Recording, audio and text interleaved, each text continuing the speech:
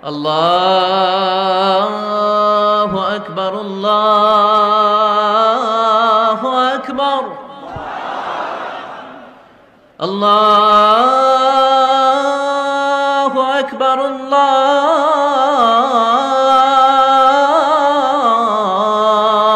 أكبر। এটা করলে বা যেটার মধ্যে দিয়ে আমাদের ভালো লাগে, ভালো লাগা কাজ করে, আমাদের তৃপ্তি লাগে, মনোদৈহিক প্রশান্তি আমরা পাই যে কাজের মধ্যে দিয়ে, ওই কাজটাই আসলে সুখ, তাই না? তো the keys to attain happiness in life, জীবনে এই সুখ পাওয়ার মাধ্যম। কিভাবে সুখ পাবো আমরা? এই যে তৃপ্তি লাগা, ভালো লাগা, এই সুখটা, এটা আমরা কিভাবে পাবো, কিভাবে এটা আমরা গেইন করব? ইসলামী পার্সপেক্টিভে এটা নিয়ে আজকে একটু কথা বলার চেষ্টা করবো ইনশাআল্লাহ। তো সম্মানিত সুধী, সুখ চাই না দুঃখ চাই এরকম কি কেউ আছে? সুখ লাগবে না এরকম কেউ আছেন এখানে? হ্যাঁ, জি বললো কে? জি না বলছে সে। আমি আমার পিএইচডিতে যেই টপিকটা নিয়ে কাজ করেছি সেটা হচ্ছে human behavioural patterns in the Holi Quran and analysis of its multiple dimensions. মানে মানুষের আচরণটা কোরআন কিভাবে দেখে, কোরআন এটাকে কিভাবে এক্সপ্লেন করে। তো ওখানে অনেক টেন্ডেন্সিস দেখা যায় মানুষের মধ্যে। বিশ্বাসীদের এক ধরনের অ্যাটিচিউড, অবিশ্বাসীদের এক ধরনের অ্যাটিচিউড, তারপর যারা বিশ্বাসীও না অবিশ্বাসীও না মাঝামাঝি এক ধরনের অ্যাটিচিউড। কিন্তু সবার সাধারণত একটা কমন অ্যাটিচিউড হচ্ছে সবাই সুখ চায়, তাই না? সবাই শান্তিতে থাকতে চায়, সুখময় জীবন চায় সবাই, এবং সুখটাই মানুষ দেখাতে চায়, দুঃখটা দেখাতে চায় না। আপনি যদি আমাদের সোশ্যাল মিডিয়ার যুগ যেহেতু এখন, কানেক্ট করা আরও সহজ। দেখেন, আমরা আমাদের সুখকর মুহূর্তগুলো শেয়ার দিই, আমাদের যে খুব গ্ল্যামারাস যে ইভেন্টসগুলো আছে, সুন্দর সুন্দর ইভেন্টস বাদ দেন, লেটস এ ছবি, আমি একটা ছবি আপলোড দিব কোনো এক কারণে, আমরা কি করি? 10টা ছবি তুলে খুঁজে খুঁজে সবচাইতে সুন্দর লুক আসছে যেটা, ওইটা দেই। তার মানে সুখী তো হতে চাই বটেই, আবার এই সুখটা, বুঝতেছেন তো নাকি? মানে ধাপে ধাপে আগাইলে আপনারা মজা পাবেন, টপিকটা ডাইজেস্ট হবে আর কি, যেটা আমরা বলি। একেবারে শুরু থেকে শেষ পর্যন্ত আমরা বুঝে বুঝে আগালাম। তাহলে প্রথমে বুঝলাম যে সবাই সুখ চাই, এটাতে একমত সবাই, তাই না? গেল। এরপর হচ্ছে এই সুখটাই আমরা প্রকাশ করি, সুখটাই শেয়ার করি, সুখটাই দেখাতে চাই, দুঃখ আমরা লুকাই। এবং আমি আজকে সার্চ করে অবাক হলাম, বিশ্ব সুখ দিবস নাকি একটা আছে। আপনারাও একটু গুগল করে দেখেন। এটা হচ্ছে প্রতি বছর মার্চের 20 তারিখে the international day of happiness, বিশ্ব সুখ দিবস। দেখেন, তার মানে এটা যে আমরা চাই, এটা যে লাগবে, এটা ইন্টারন্যাশনালি কোন জায়গায় চলে গেছে দেখেন। সবাই এটা, আমরা সুখের কাঙ্গাল, আমরা সুখের ভিখারি, আমরা সবাই সুখ চাই, সুখী হতে চাই আমরা সবাই। আর একটা মৌলিক কথা আলোচনা শুরুতে খেয়াল রাখলে সামনের পয়েন্টসগুলো আমার বোঝাতে সুবিধা হবে, সেটা হচ্ছে এই পৃথিবীর সুখটা হচ্ছে টেম্পোরারি। এটা কি একমত সবাই? এই the happiness in this life is temporary, এটা টেম্পোরারি, এটা স্থায়ী না। আপনি সুখ পাবেন, আপনি সুখী হবেন, আবার দেখবেন দুঃখ চলে আসছে, সুখের পরে দুঃখ, আবার সুখ। এই যে this is the circle of life, সুন্নাতুল্লাহি ফিল আরদ। পৃথিবীতে এটাই আল্লাহর সুন্নাত, সুখের পরে দুঃখ আসে, দুঃখের পরে আবার সুখ আসে। এটা পার্মানেন্ট না, পার্মানেন্ট সুখ হচ্ছে আখিরাতে। তো আজকে আমি যেটা বলবো যে the keys to attain happiness, আমি দুইটার কথাই বলবো। টেম্পোরারি জীবনে এটা তো, এদিকের হ্যাপিনেসও তো লাগবে, শুধু আখিরাতে কীভাবে হ্যাপিনেস এটা তো হবে না। এই দুনিয়ার হ্যাপিনেসটাও কীভাবে আমরা অ্যাটেইন করতে পারি, এবং আমাদের যে লাইফ আফটার ডেথ, ওই লাইফেও আমরা হ্যাপিনেস কীভাবে অ্যাটেইন করতে পারি, এই সবগুলো ব্যাপার নিয়ে আমরা কথা বলবো ইনশাআল্লাহ বিইজনিল্লাহ। তাহলে নতুন আরেকটা কথা যুক্ত হলো। প্রথম বললাম সবাই সুখ চাই, সুখটাই দেখাতে চাই। 3 নম্বর কথা যেটা যুক্ত হলো, দুনিয়ার সুখটা এটা অস্থায়ী, ক্ষণস্থায়ী। আপনি যদি চিরস্থায়ী সুখের সন্ধান পেতে চান, সেটা হবে আখিরাতে, এটা দুনিয়াতে কখনোই হবে না। এবং কোরআনের অনেক আয়াতে আপনি এটা দেখবেন, যেমন একটা আয়াতে আছে ওয়াম্মাল্লাযীনা সুঈদু ফাফিল জান্নাতি, লম্বা আয়াত। তারপর আল্লাহ বলছেন আতাআন গায়রা মাজযুয, মানে জান্নাতে যেই নিয়ামত আপনাকে দেয়া হবে এটা হচ্ছে আতা, এমন একটা রিওয়ার্ড বা এমন একটা গিফট যেটা হচ্ছে গায়রা মাজযুয, এটা কখনো কাট আপ হবে না, আনইন্টারাপ্টেড গিভিং, কেউ ইন্টারাপ্ট করবে না এটাতে। আপনি যা চান, যেভাবে চান, যেটাতে আপনার সুখ হয়, শান্তি হয়, ওটা আসবেই। এবং আসা যে শুরু হবে এটার কোনো দিন থামবে না, এন্ডলেস। আখিরাতের যে সুখ প্রশান্তি এটা এন্ডলেস এবং এটা পার্মানেন্ট। আর দুনিয়াটা হচ্ছে ক্ষণস্থায়ী। এবং এই ক্ষণস্থায়ী দুনিয়াতে এই ইন্টারঅ্যাক্টেড একটা টেম্পোরারি সুখের একটা নমুনা, একটা ছোঁয়া, একটা ঝলকানি দিয়ে আল্লাহ তাআলা ওই চিরস্থায়ী যে সুখের বন্দোবস্ত আল্লাহ করেছেন সেটার প্রতি আমাদেরকে আকৃষ্ট করতেছেন। সেজন্য সামান্য কিছু সুখ আমরা মাঝে মাঝে একটু পাই এই দুনিয়াতে, যাতে আমাদেরকে বুঝাইতে সুবিধা হয় যে দেখো এতটুকুতেই কি মানে পাগল পারা, তোমরা মাতোয়ারা। তাহলে সেই যে মহাসুখ, সেই মহাসুখানুভূতি তুমি যে পাবে সেটা কত চমৎকার হবে। এবং এই দুনিয়ার এই ছোট্ট অনুভূতি এগুলো কিন্তু আমাদের মনে থাকবে। কোরআনের একটা আয়াত এটা প্রমাণ করে যে কুল্লামা রুজিকু মিনহা মিন সামারাতির রিজকা ক্বালু হাযা আল্লাযী রুজিকনা মিন ক্বাবলু ওয়া উতু বিহি মুতাশাবিহা। আমরা যখন জান্নাতে যাব, আমাদেরকে জান্নাতের যখন কোনো ফল দেয়া হবে, লেটস সে অ্যাপেল দেয়া হলো খাওয়ার জন্য, এই অ্যাপেল দেখেই মানুষ বলবে এই তো আপেল তো দুনিয়াতেও খাইছে এটা। তার মানে দুনিয়াতে যে খাইছে এই সেন্স কিন্তু আমরা ভুলে যাইনি। অনেকে জিজ্ঞেস করে যে আখিরাতের এই সেন্সেশনটা কেমন হবে, আখিরাতে কি দুনিয়ার সব কিছু আমার মনে থাকবে, দুনিয়ার যা যা ঘটছে সবই কি আমার সেন্সে থাকবে, ব্রেনে থাকবে, নাকি অন্যরকম জগৎ? এই আয়াত প্রমাণ করে দুনিয়াতে আপনি কি করেছেন সব কিছু আপনার মনে থাকবে। ফলে অ্যাপেল যখন দেয়া হবে দেখেই বলবে উতু বিহি মুতাশাবিহা, এরকম আপেল তো আমাকে দুনিয়াতে দেয়া হয়েছে, আর এটা তো আপেল, তো এখানে না কি ডিফারেন্ট কিছু দেওয়া হবে, তো আপেল দিতেছে কেন এখানে? আপেল অনেকে আপেল লাইকও করে না দুনিয়াতেই, সেইখানে যদি আপেল দিয়ে আপেল দেয় বা কমলা দেয় হয়তো মানুষ এরকম প্রশ্ন করবে। এবং কোরআন তো সেটা টেস্টিফাই করছে যে হ্যাঁ, মানুষ বলবে যে এটা তো আমরা দুনিয়াতেই খাইছি। তখন আল্লাহ বলবে যে না, এটা অ্যাপেল, বাট দুনিয়ার অ্যাপেলের মতন। দুনিয়ার আপেলে একটা স্বাদ পাওয়া যায়, এই আপেলে 1000 স্বাদ পাওয়া যাবে। মানে এটার ফিচারটাই আলাদা। এটা খেয়ে দেখো না, তো টেস্টি করো নাই, একটা বাইট দিয়ে দেখো যে কীরকম। তো এই আয়াতটা আমি আনলাম এজন্য যে মানুষের সব খেয়াল থাকবে, দুনিয়াতে কি হয়েছিল, কি খাইছিল, কি করছিল, তার সব হিস্ট্রি তার মনে থাকবে। তার মানে এই টেম্পোরারি আমাদের এই জীবনে, এই ক্ষণস্থায়ী এই দুনিয়ার জীবনে আল্লাহ তাআলা সামান্য সুখের ছোঁয়া আমাদেরকে দিয়ে সে আখেরাতের মহা সুখের প্রতি আল্লাহ তাআলা আমাদেরকে আকৃষ্ট করছেন। তো আজকের আলোচনায় এই দুনিয়াতে আমরা কিভাবে সুখে শান্তিতে থাকবো, একটা হ্যাপি পিসফুল লাইফ লিড করব এটা, আবার সে আখিরাতেও কিভাবে আমরা হ্যাপি হতে পারি, এই সবগুলো ব্যাপার নিয়ে ইনশাআল্লাহ আলোচনা করব। এবার আমি মূল আলোচনায় চলে যাই। আমি 10টা পয়েন্ট নিয়ে কথা বলবো। 10 keys to attain happiness, 10টা টুলস বা কি, চাবিকাঠি, সুখের চাবিকাঠি আজকে আপনাদেরকে দিয়ে যাব। এগুলো নিয়ে আপনারা সুখে শান্তিতে থাকবেন। কে বলেন? তো এই 10টা টুলস বা 10টা কিজ যদি আমরা একটু খেয়াল করি, দেখবেন যে আসলেই আল্লাহ তাআলা কিন্তু আমাদেরকে এমন জীবন দর্শন শিক্ষা দিয়েছেন, রাসূল সাল্লাল্লাহু আলাইহি ওয়াসাল্লামের লাইফস্টাইল থেকে আমরা এমন লেসন পাই যেটা দিয়ে দুনিয়াতেও আমরা সুখে থাকতে পারবো, আখিরাতেও সুখে থাকতে পারবো। সুখ আমাদের নিশ্চিত হবে ইনশাআল্লাহ। ইনশাআল্লাহ পড়েন সবাই, ইনশাআল্লাহ। দেখছেন সবাই সুখী হইতে চায়, এজন্য সবাই খুব মানে হাস্যোজ্জ্বল চেহারা নিয়ে ইনশাআল্লাহ বলতেছে, মাশাআল্লাহ। প্রথম যে পয়েন্টটা আমি রিসার্চ করে পেয়েছি সেটা হচ্ছে সিম্পলিসিটি। একেবারে সিম্পল লাইফ লিড করা, ইজি গোয়িং হওয়া। যারা এই দুনিয়ার জীবনে ইজি গোয়িং তারা হ্যাপি বেশি। যারা একটুতেই মানে খুব ইগোর সমস্যায় ভোগে, একটু বাঘ ধরে থাকে, একটু গো ধরে থাকে, এদের জীবনে কষ্ট বেশি। এজন্য মানে try to be easy going person. আপনি যত ইজি গোয়িং হবেন, লাইফটারে জটিল করে তো লাভ নাই আসলে। যত সিম্পলি আপনি জীবনকে যাপন করতে পারেন, হ্যান্ডেল করতে পারেন, ওইটাতেই সুখ। আপনি করে দেখেন, এটাতেই সুখ। আর যারা জটিল করে তারাই কিন্তু অস্থিরতায় ভোগে, অশান্তিতে ভোগে। তাহলে প্রথম কি হচ্ছে সিম্পলিসিটি। হ্যাঁ, আল্লাহ কিন্তু মানে খুব সিম্পলি ইসলামকে মানতে আমাদেরকে বলে, ওমা জাআলা আলাইকুম ফিদ্দীনি মিন হারাজ। কোনো কাঠিন্যতা আল্লাহ তাআলা দিনে রাখেননি। ইউরিদুল্লাহু বিকুমুল ইউসরা ওয়ালা ইউরিদু বিকুমুল উসরা। আল্লাহ সহজ চান, আল্লাহ তাআলা কিন্তু কাঠিন্যতা চান না। ইসলামের বিধানগুলো দেখবেন যে অনেক ফ্লেক্সিবিলিটি, সিম্পল। দাঁড়িয়ে নামাজ পড়াকে ফরজ করা হয়েছে, পড়তে পারেন না, বসে পড়লেও আল্লাহ তাআলা কবুল করছেন। বসে পড়তে পারেন না, শুয়ে পড়লেও আল্লাহ তাআলা কবুল করছেন। অজু করে নামাজ পড়া আল্লাহ তাআলা আবশ্যক করেছেন। অজু করতে পারতেছেন না, তায়াম্মুম করে পড়লেও নামাজ আল্লাহ তাআলা কবুল করছেন। এই যে দেখেন সিম্পলিসিটি।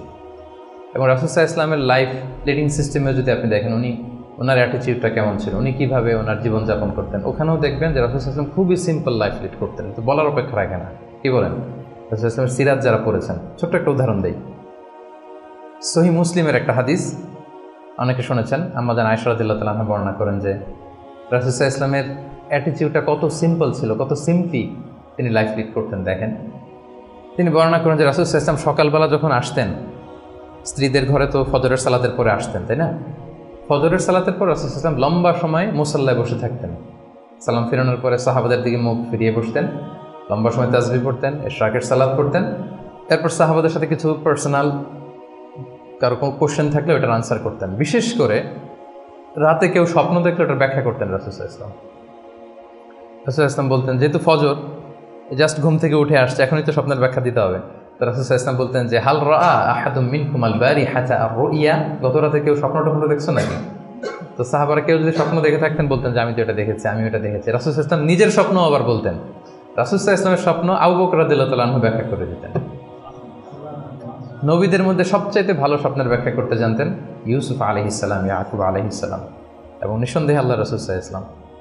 এবং সাহাবাদের মধ্যে সবচেয়ে ভালো স্বপ্নের ব্যাখ্যা করতে জানতেন আবু বকর রাদিয়াল্লাহু তাআলা। রাসূল সাল্লাল্লাহু আলাইহি ওয়াসাল্লামের অনেক স্বপ্ন তিনি ব্যাখ্যা করে দিয়েছেন, কিছু কিছু সঠিক ব্যাখ্যা করেছেন, কিছু কিছু করতে পারেননি। তাবিঈদের মধ্যে সবচেয়ে ভালো স্বপ্নের ব্যাখ্যা করতেন মুহাম্মদ ইবনে সিরিন, আপনারা জানেন। রাসূল সাল্লাল্লাহু আলাইহি ওয়াসাল্লাম বলতেন যে কেউ স্বপ্ন দেখছো? দেখছি, তো ব্যাখ্যা করে দিতেন। এরপরে তো তিনি ঘরে ফিরতেন, যেই রাতে যেই স্ত্রীর ঘরে ছিলেন সেই ঘরেই ফিরতেন। তো আম্মা জান আয়েশা রাদিয়াল্লাহু তাআলা আনহার ঘরে যে রাতে থাকতেন, যখন ফিরে আসতেন উনি বর্ণনা করতেছেন যে একদিন রাসূল সাল্লাল্লাহু আলাইহি ওয়াসাল্লাম এসে ঘরে এসে জিজ্ঞেস করলেন যে হাল আইন্দাকুম শাই, মানে ঘরে খাবার টাবার কি কিছু আছে? আম্মা জান আয়েশা রাদিয়াল্লাহু বললেন যে না, মা আইন্দানা শাই ইয়া রাসূলুল্লাহ, ইয়া রাসূলুল্লাহ, না, ঘরে তো ব্রেকফাস্ট করার মতো কিছু নাই। তখন রাসূল সাল্লাল্লাহু আলাইহি ওয়াসাল্লাম বললেন ফালা ফাইন্নী সাইম, ঠিক আছে তাইলে আমি রোজা রেখে দিলাম। সুবহানাল্লাহ ওয়া বিহামদিহি।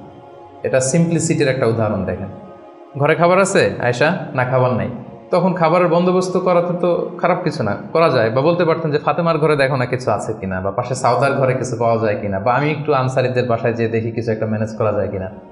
যদি এরকম করতেন এটা খারাপ কিছু ছিল না, এটা হতেই পারে। কিন্তু রাসূল সাল্লাল্লাহু আলাইহি ওয়াসাল্লামের অ্যাটিটিউডটা দেখেন, খাবার আছে ঘরে, না খাবার নেই, আচ্ছা ঠিক আছে, নাই যেহেতু রোজা রেখে দিলাম, আমি রোজা আজকে আমি রোজার নিয়ত করে ফেললাম। চিন্তা করছেন কত সিম্পল লাইফ।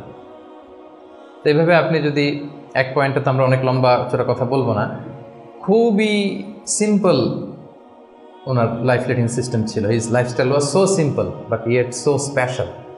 এই সিম্পলিসিটির মধ্যে দিয়ে উনি অনেক স্পেশাল ছিলেন। তাহলে জীবনে সুখী থাকার প্রথম কি হচ্ছে, কি সেটা? সিম্পলিসিটি। জটিলতায় না যে আসেন লাইফটাকে সিম্পল করে, সিম্পলি জীবনযাপন করে, এটা আপনাকে সুখ এনে দেবে। ইট brings happiness to your life. এটা গেল 1 নাম্বার। 2 নাম্বার, আপনার সেকেন্ড কি টু অ্যাটেন হ্যাপিনেস, সেটা হচ্ছে টু ফরগিভ আদার্স, অন্যকে ক্ষমা করে দেয়া। আপনি যদি ক্ষমা করে দেন মানুষকে, আপনি সুখে থাকবেন, শান্তিতে থাকবেন। আমাদের হয় চলতি পথে আমাদের বন্ধুদের মধ্যে, বা আমাদের প্রতিবেশীর সাথে, বা আমার কলিগের সাথে, বা আমাদের সমাজে অনেকের সাথে অনেকের নানা সময় এমন বিভেদ, ঝগড়া এটা তৈরি হতে পারে, ফলে মনের মধ্যে ক্ষোভ, অশান্তি, ইভেন জেলাসিও আসতে পারে।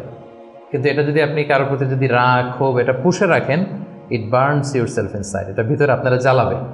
যারে হিংসা করতেছেন, যার ব্যাপারে ক্ষোভ রাখতেছেন, এর কোনো ক্ষতি হয় না। ক্ষতি হয় যে এই ক্ষোভটা লালন করে, এই রাগটা যে ঝেড়ে ফেলতে পারে না হৃদয় থেকে, যে মন থেকে মানুষকে ক্ষমা করতে পারে না, সে কষ্ট পায়, অশান্তি নেমে আসে, দুঃখ নেমে আসে। আর যে সিম্পলি ক্ষমা করে দেয় সবাইকে, সে মানে সুখী একটা জীবনযাপন করতে পারে। এবং এটা জরিপেও, গবেষণাতেও দেখা গিয়েছে যে যে অন্যকে সহজে ক্ষমা করে দেয়, সে হ্যাপি লাইফ লিড করে। তাহলে 2 নাম্বার কি? ফরগিভনেস, ক্ষমা করে দেয়া। এটা আমরা রাসূল সাল্লাল্লাহু আলাইহি ওয়াসাল্লামের জীবনীতে যদি দেখি, রাসূল সাল্লাল্লাহু আলাইহি ওয়াসাল্লাম কী পরিমাণে যে ক্ষমা করেছেন, তো আপনারা নিজেরাও জানেন যে কত ঘটনা। ওনার পুরো জীবনীটাই তো ক্ষমা। সবসময় ক্ষমা করে দিতেন, মনে দুঃখ পুষে রাখতেন না কখনো। এবং সাহাবাদেরকে বলতেন তোমরা ক্ষমা করে দাও। এক সাহাবী এসে বললেন, ইয়া রাসূলুল্লাহ, আমার তো অনেক কৃতদাস, ওরা শুধু কাজে ভুল করে, ওদেরও কি একটু পানিশমেন্ট দেওয়া উচিত না? রাসূল সাল্লাল্লাহু আলাইহি ওয়াসাল্লাম বলতেন না।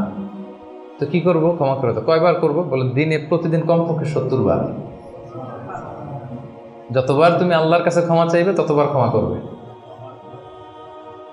যতবার আল্লাহর কাছে ক্ষমা পেতে চাও ততবার ক্ষমা করবে। ফিলোসফিটা বুঝতে পারছেন? আমরা আল্লাহর কাছে ক্ষমা চাই, কিন্তু আমরা একে অপরের ক্ষমা করতে পারি না। আল্লাহ তাআলা বলেন যে তুমি ক্ষমা করো, আমি তোমারে ক্ষমা করে দেব। তুমি ক্ষমা করো তোমার ভাইদের, আমি তোমার ক্ষমার ব্যবস্থা করতেছি। তো এই জন্য আমরা যেন ক্ষমা করি। রাসূল সাল্লাল্লাহু আলাইহি ওয়াসাল্লাম সবসময় ক্ষমা করে দিতেন, কারোর ব্যাপারে মানে ক্ষোভ রাগ এগুলো কখনোই রাখতেন না। একটা ছোট্ট মজার ঘটনা বলি, আনাস রাদিয়াল্লাহু তাআলা আনহু বর্ণনা করেন যে রাসূল সাল্লাল্লাহু আলাইহি ওয়াসাল্লামের পাশ দিয়ে একবার আমি হাঁটতেছিলাম, ও আলাইহি বুরদুন নাজরানি, নাজরান এলাকা থেকে আনা একটা চাদর রাসূল সাল্লাল্লাহু আলাইহি ওয়াসাল্লামের গায়ে ছিল। রাসূল সাল্লাল্লাহু আলাইহি ওয়াসাল্লাম চাদর পরতেন গলিদুল হাসিয়া, যে চাদরের মানে এই যে চাদরের পাশে ডিজাইন করা থাকে না নাকি, এই তো এটা কি বলে বাংলায়, ভালো বাংলায় নকশা তো ডিজাইনটারে বলে, কিন্তু চাদরের কর্নার পাশটারে কি বলে, পায়ের পার এটা বলে বাংলায়, না শুদ্ধটা কি আমি জানি না। তো ওই যে চাদরের পারে বা পাইরে গলিদুল হাসি, এটা খসখসে ডিজাইন ছিল। রাসূল ইসলাম গায়ে চাদর মুড়িয়ে আছেন। তো এক বেদুইন আসছে যার মধ্যে ওইরকম সিভিলাইজেশনের ছোঁয়া লাগে না, সভ্যতার ছোঁয়া লাগে না। সে এসে রাসূল ইসলামের চাদর ধরে টান দিছে, টান দিয়ে বলছে, ইয়া মুহাম্মদ মুরলি মিন মালিল্লাহ আচিনি মিন মালিল্লাহ, বাইতুল মাল থেকে কিছু দাও আমারে। আসছে ভিক্ষা করতে, আয়সা ধরেন আপনাকে ধরে টান দিল, এরকম জামা ছেড়ে ফেললো, কষ্ট দিল, তো এটা কি হয়? কি করবেন আপনি? মাইর। সহজ সিম্পল একেবারে সলিউশন, মাইর। তো নিশ্চয়ই আমরা রিয়াক্ট করবো, রেগে যাব। বেটা ভিক্ষা যাচ্ছে আমার কাছে আমার পকেট থেকে টাকা নিবে, সে আমার সাথে খারাপ আচরণ করতেছে, তো আমি তো দেওয়ার কথা না সাধারণত, আমি তো রিয়াক্ট করবো। তো রাসূল সাল্লাল্লাহু আলাইহি ওয়াসাল্লাম কি করলেন দেখেন, টান দিলেন, এই জায়গায় দাগ পড়ে গেল। হ্যাঁ, টান যে দিছে একেবারে রাসূল ইসলামের এখানে চামড়া ছেড়ে গেছে, দাগ পড়ে গেছে। রাসূল সাল্লাল্লাহু আলাইহি ওয়াসাল্লাম শুধু এভাবে তাকালেন তার দিকে, তাকিয়ে ফাতাবাসসাম, একটা মুচকি হাসি দিলেন, দিয়ে বললেন, যাও দিয়ে দাও, বাইতুল মাল থেকে কিছু অংশ দিয়ে দাও। মানে ও যে কষ্ট দিল, ব্যাড বিহেভিয়ার করলো, ওইটা দেখারই সময় নাই ওনার। আগে তো দেখবে, তারপরে না রাগ করবে, ফুলে ফেপে উঠবে রাগে, ওটা দেখারই সময় নেই রাসূল সাল্লাল্লাহু আলাইহি ওয়াসাল্লামের। রাসূল সাল্লাল্লাহু আলাইহি ওয়াসাল্লাম বুঝছেন যে তার ওই জ্ঞান নাই, সে চিনে নাই যে আমি রাসূলুল্লাহ, তার মধ্যে ওই সেন্স নাই। বলুন দিয়ে দাও, ওকে দিয়ে দাও, চলে গেল সে, তাও মুচকি হাসি উপহার দিলেন। সুবহানাল্লাহ বিহামদিহি। এই যে পজিটিভ অ্যাটিটিউডের কথা আমরা বলি, অপটিমিস্টিজমের কথা বলি, দেখেন রাসূল সাল্লাল্লাহু আলাইহি ওয়াসাল্লামের জীবন থেকে দেখেন অন্যকে ক্ষমা করে দেওয়ার কি নমুনা তিনি স্থাপন করেছেন। মক্কা বিজয়ের কথা যদি ধরেন, তায়েফের কথা যদি ধরেন, তায়েফে তো তিনি রক্তাক্ত হয়েছেন। তায়েফে যে গেছিলেন রাসূল সাল্লাল্লাহু আলাইহি ওয়াসাল্লামের নিজের কোনো সুবিধা নেওয়ার জন্য নাকি? তায়েফবাসীদেরকে জাহান্নামের আগুন থেকে বাঁচাতে, তাই না? কিন্তু তারা কি করলো? অত্যাচার করলো, পাথর মারলো, রক্তাক্ত করলো। রাসূল সাল্লাল্লাহু আলাইহি ওয়াসাল্লাম তাদেরকেও ইনস্ট্যান্ট ওই জায়গায় ক্ষমা, এমন না যে ভেবে দেখি ক্ষমাটা করবো কি করবো না, কাল পরশু দেখি, ভেবে চিন্তে যদি ভাল লাগে ক্ষমা করে দিলাম, আর না হলে না করলাম, এটা না, ইনস্ট্যান্ট ক্ষমা। মক্কা বিজয়ের দিন কি হলো? ঘর থেকে বিতাড়িত করা হলো, রাসূল সাল্লাল্লাহু আলাইহি ওয়াসাল্লামের উপর শারীরিক নির্যাতন, মেন্টাল প্রেশার, ওনার মেয়েদেরকে তালাক দেওয়া হলো। রাসূল সাল্লাল্লাহু আলাইহি ওয়াসাল্লাম যখন নামাজ পড়তেন ওটে নারী ভুঁড়ি চাপিয়ে দেওয়া হতো, এলাকা থেকে নির্বাসন। কিন্তু অষ্টম হিজরিতে যখন মক্কা বিজয় করে আসলেন তখন কি হলো? ভয়ে সবাই যখন কাঁপছিল, উনি কি বললেন? লা তাসরিবা আলাইকুমুল ইয়াউম, তোমাদের প্রতি কোনো প্রতিশোধ আমার নেই। ইয়াগফিরুল্লাহু লাকুম ওয়া হুয়া আরহামুর রাহিমিন, আল্লাহ তোমাদের ক্ষমা করুক, তিনি মেহেরবান। ইযহাবু ফাআনতুমুত তালাকা, চলে যাও, ক্ষমা করে দিলাম আমি। জীবনের পরতে পরতে রাসূল সাল্লাল্লাহু আলাইহি ওয়াসাল্লামের আপনি বায়োগ্রাফি দেখলে দেখবেন পরতে পরতে একটা মানুষের ক্ষমা করার জন্য যেন মুখিয়ে থাকতেন তিনি, কখন ক্ষমা করবেন। তো এটা আপনি মানুষকে ক্ষমা করতে শিখেন, আপনি সুখে থাকবেন, আপনি সুখী হবেন। You will be happy at the end, শেষে অবশেষে আপনারই বিজয় হবে, আপনি সুখী হবেন, আপনি হ্যাপি হবেন। তো এটা হচ্ছে 2 নাম্বার পয়েন্ট, দ্য কি টু অ্যাটেইন হ্যাপিনেস। 2 নাম্বার কি? ক্ষমা করা, ফরগিভনেস। তাহলে কয়টা বললাম? প্রথমটা কি ছিল? সিম্পলিসিটি, জটিল করে লাভ নাই, লাইফটাকে সিম্পলি লিড করেন। 2 নাম্বার কি? ক্ষমা করবেন। সবাই করবেন, ক্ষমা করে দেন, দেখবেন যে আপনি ভেতর থেকে একটা প্রশান্তি, মনোদৈহিক প্রশান্তি আপনি মানে অনুভব করছেন। 3 নাম্বার সুখে থাকার 3 নাম্বার চাবিকাঠি হচ্ছে try to make others happy, অন্যকে সুখী করার চেষ্টা করা। মানে আপনি হ্যাপি হইতে চাইলে আরেকজনকে হ্যাপি বানাইতে হবে। বুঝতে পারছেন না ব্যাপারটা? খুব সিম্পল। আপনি যদি অন্য মানুষ কিভাবে সুখী হতে পারে, তারা কিভাবে ভালোভাবে থাকতে পারে, এটা নিয়ে টেনশন করেন, আপনার হ্যাপিনেস নিয়ে এটার দায়িত্ব নেবে কে? কিছু কাউকে দেন, দান করেন, চ্যারিটি করেন, ডোনেশন করেন, এটা করার পরে যে কি সুখানুভূতি, অনুভূতি কি আর বোঝানো যায় না? ওটা অনুভব করতে হয়, এটা আপনি অনুভব করবেন এবং যারা আপনারা এটা করেন নিশ্চয়ই অনুভব করেছেন। তো এটা যদি আমাদের মধ্যে থাকে, এটা আপনাকে হ্যাপি করবে। চিন্তা করেন ইসলামের বিধানগুলো, ইসলামের বাতলে দেওয়া যে জীবন দর্শন কত সুন্দর, মানে পুরো সমাজের সবাই যেন আমরা হ্যাপি থাকতে পারি, এরকম একটা সিস্টেম, তাই না? অন্যরা হ্যাপি আমি করতে যাচ্ছি, আমি হ্যাপি হয়ে যাচ্ছি। এবং সহিহ মুসলিমের একটা হাদিস এখানে আমি উল্লেখ করতে চাই, লম্বা হাদিস, শেষের অংশটা টেক্সটটা হচ্ছে এরকম যে আল্লাহু ফি আউনিল আবিদি মা কানাল আবদু ফি আউনি আখি। রাসূল সাল্লাল্লাহু আলাইহি ওয়াসাল্লাম বলেন, আল্লাহ তাআলা ততক্ষণ পর্যন্ত বান্দার সাহায্যে থাকে যতক্ষণ পর্যন্ত বান্দা তার ভাইয়ের সাহায্যে থাকে। কথাটা বুঝতে পারছেন? আই রিপিট, আল্লাহ তাআলা ততক্ষণ পর্যন্ত কোনো বান্দার সাহায্যে থাকে যতক্ষণ পর্যন্ত এই বান্দা তার ভাইয়ের সাহায্যে থাকে। তা আপনি আল্লাহর সাহায্য পাইতে হলে এটার কন্ডিশন কি বলেন তো দেখি? আপনার ভাইকে হেল্প করেন, তাকে হেল্প করেন, তার একটু উপকার করেন, আল্লাহ তাআলার পক্ষ থেকে নুসরাত, সাহায্য এটা নেমে আসবে। সুবহানাল্লাহ। তার মানে অন্যের প্রতি ভালো যেটা করেন, এই ভালোটা আপনার দিকে ফিরে আসে। অন্যের প্রতি শুভকামনা, এটা রিটার্ন হয়ে আপনার দিকেই ফিরে আসবে। So try to make others happy, অন্যকে সুখী করার চেষ্টা করা, এটা আপনাকে সুখী করবে। 3 নম্বর পয়েন্টটা বুঝতে পেরেছেন? আচ্ছা, 4 নম্বর পয়েন্ট হচ্ছে, সুখে থাকার 4 নম্বর মাধ্যম হচ্ছে be grateful with what you have. আপনার যা আছে এটা নিয়েই গ্রেটফুল থাকেন, কৃতজ্ঞ হন। যেটা আছে, আমরা যেটা করি, আমার যেটা আছে এটা নিয়ে আমি তৃপ্ত না, আমি অন্যদেরগুলো দেখে হাহুতাশ করি, কিন্তু আমার মাঝেই যে আনন্দ নেয়ার কত কিছু আছে, এটা আপনি একটু খেয়াল করে দেখেন না? একটু খেয়াল করে দেখেন। এবং আল্লাহ তাআলা বলছেন যে ওয়া ইয তাআযানা রাব্বুকুম লা ইন শাকারতুম লা আযীদান্নাকুম ওয়া লা ইন কাফারতুম ইন্না আযাবি লাশাদীদ, যে তোমরা যদি শুকরিয়া করো আমি নিয়ামত বাড়িয়ে দেব, আর যদি কুফরি করো মানে অকৃতজ্ঞ হও, তাহলে আমার শাস্তির মুখোমুখি কিন্তু তোমাকে হতে হবে। তাহলে শুকরিয়া করলে আল্লাহ তাআলা বাড়িয়ে দেয়। তো এই জায়গাটাতে আমাদের বড় ঘাটতি, আমাদের যা আছে, what I have I am not happy with that, এটা নিয়ে আমি সুখী না। মনে হয় যে ওইটাতে মনে হয় সুখ, ওই জায়গায় যেতে পারলে আমার জীবনটা একেবারে খুব আমি আনন্দিত হতাম। তারপর আপনি যেই স্থানটাতে যেতে চান, ওই স্থানটাতে যে আছে তার সাথে কথা বলেন যে ভাই আপনি হ্যাপি তো? বলে না না, আমিও তো হ্যাপি না। ওই যে আমি তো খুঁজতেছি ওইটা, আমি যদি একটু ওই পর্যন্ত যেতে পারতাম তাইলে একেবারে মহা সুখ পাইতাম। আসলে সুখটা হচ্ছে আপেক্ষিক। আপনার যেটা আছে আপনি এটা নিয়ে যদি ভাবেন, দেখবেন যে শুকরিয়া করে শেষ করতে পারবেন। আপনি দেখেন যে আমাদের মধ্যে কত কমপ্লেইন, হ্যাঁ, কত অভিযোগ, আমার এটা নাই, আমার সেটা নাই, আমার ভালো ক্যারিয়ার নাই, আমার জব নাই, আমার সুন্দরী বউ নাই, আমার ফ্যামিলির এই সমস্যা, আমার ওই মানে আমার জীবনে কিছুই পাই নাই আমি। মানুষের মধ্যে যোগ বিয়োগ দিয়ে এরকম এটা থাকে। কিন্তু দেখেন আপনার চেয়ে খারাপ অবস্থানে যে আছে, আপনি একটু দেখেন কি অবস্থা। আল্লাহু আকবার। আপনি যদি ক্যান্সারে আক্রান্ত কোনো পেশেন্টের সাথে যে একটু দেখা করেন, তখন বুঝবেন আপনার কি আছে।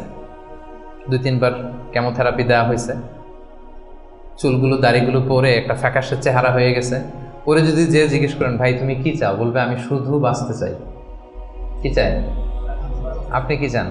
ক্যারিয়ার চান, টাকা চান, ফলোয়ার চান, দাপট চান, আপনার অনেক কিছু লাগবে। আমি এটা চাই, ওইটা চাই, ওইটা চাই। ও শুধু একটা জিনিস চায়। কি চায় সেটা? যদি কোনোভাবে সে বাঁচতে পারে, মানে ডক্টর এসে যদি বলে যে না আপনি তো রিকভারি করে ফেলছেন, সে যে কি মহা খুশি, মানে অশ্রু সিক্ত সেজদা দিয়ে সে জায়নামাজ ভিজায় ফেলবে। হায় রে তার কান্না, হায় রে তার শুকরিয়া। কি জন্য শুকরিয়াটা করতেছে? বেঁচে আছে। আপনি বেঁচে আছেন না? আমি বেঁচে আছি না? তো আমি বেঁচে আছি, এই বাঁচতে পারাটা তার কাছে স্বপ্ন। চিন্তা করছেন ব্যাপারটা? এই যে আমরা শ্বাস প্রশ্বাস নিচ্ছি, কি সুস্থ সুন্দর জীবনযাপন করতেছি, এই বেঁচে থাকতে পারাটা একজনের কাছে স্বপ্ন, মহাস্বপ্ন। সে শুধুই বাঁচতে চায়।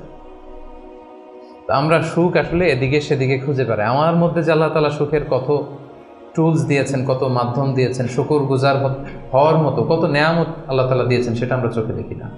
আপনি যদি একটু খেয়াল করেন কি নেয়ামত দিয়েছে আল্লাহ তাআলা, আপনি অবশ্যই শুকরগুজার হতে পারবেন। অনেক কিছু আল্লাহ আপনারা দিয়েছে যেটা অন্য কাউকে দেয় নাই।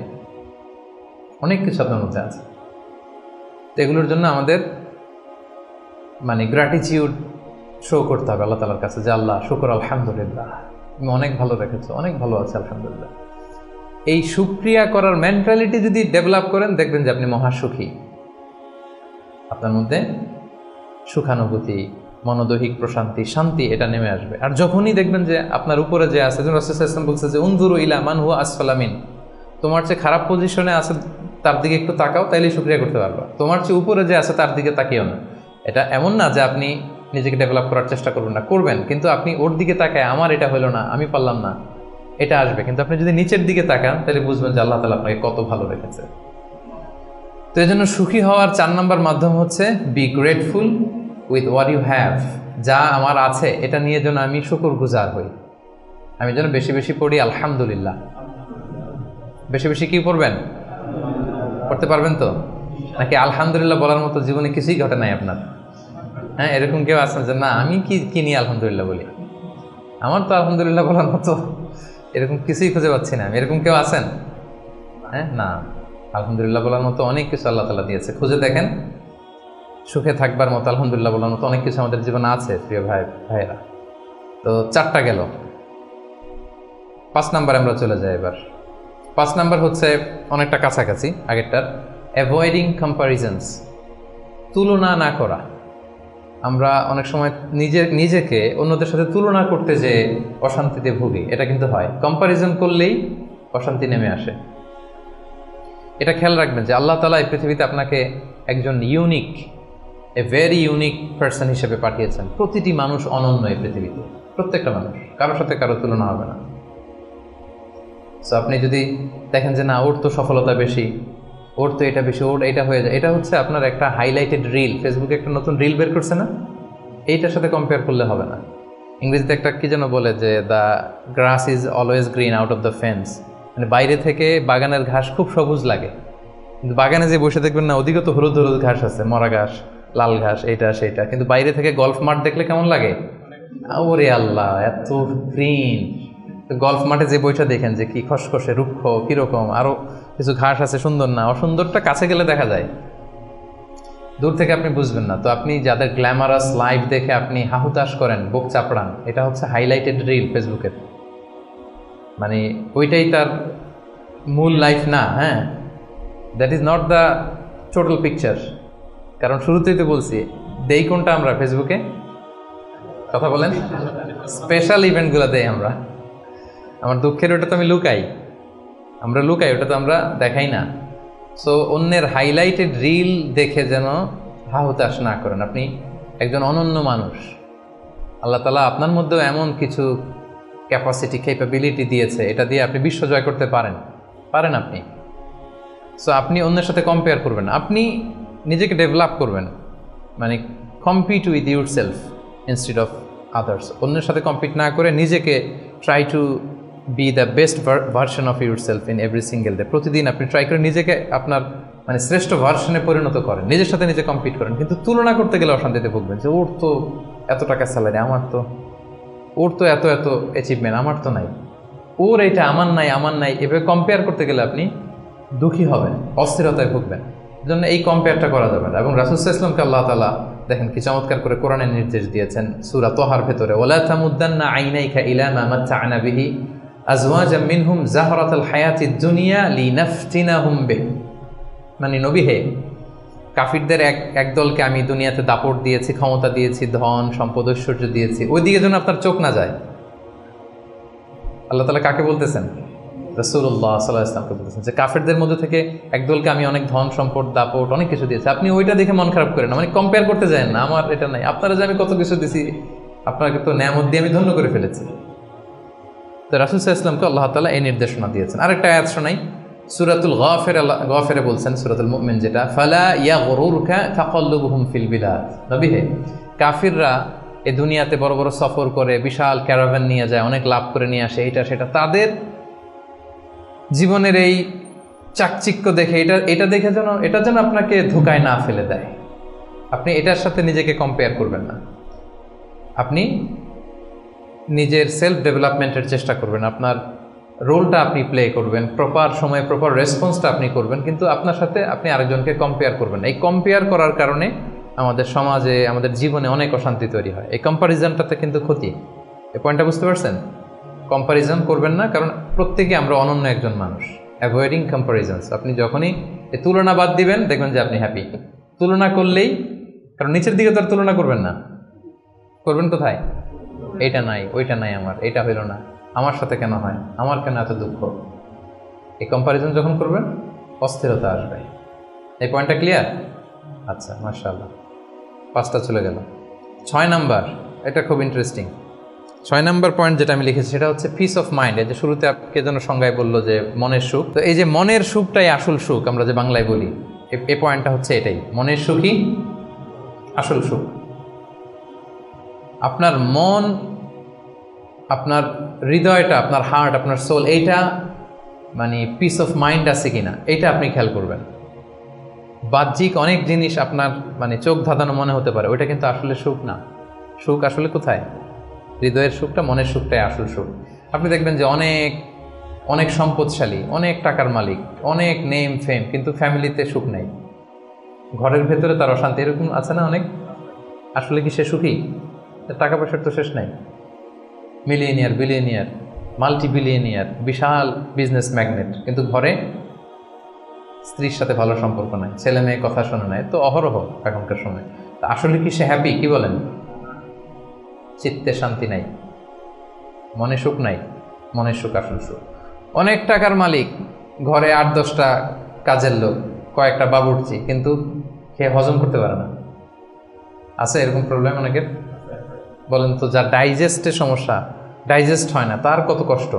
আমাদের কখনো যখন এরকম হয় যে ডাইজেস্ট হচ্ছে না, একটু কি বলে ফুড পয়জনিং বা বদহজম এরকম কিছু হলে কি অশান্তি লাগে, আর সারা জীবনটাই এটা। তার জীবনটা কেমন যাচ্ছে বলেন? আপনার যে মনে শান্তি আছে, এই যে 2 টাকা দিয়ে নাসি আয়াম খেয়ে ফেলতে পারতেছেন, যেখানে মনে চাই বসে ফেলতে পারতেছেন, শুইতে পারতেছেন, থাকতে পারতেছেন, কত সিম্পল লাইফ, কত সুখ। এরপরেও আমরা যদি সুখ খুঁজে না পাই, আপনি একটু ওদের দিকে তাকান, কিছুই হজম হয় না, তাদের কি অবস্থা?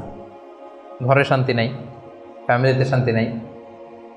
তো এই জন্য সম্মানিত ভাইয়েরা, পিস অফ মাইন্ড এটা হচ্ছে the true happiness, the real happiness. আপনার মনটা যদি প্রশান্ত থাকে, আপনি যদি মনোদৈহিক প্রশান্তির মধ্যে থাকেন, you are the happiest person in the world.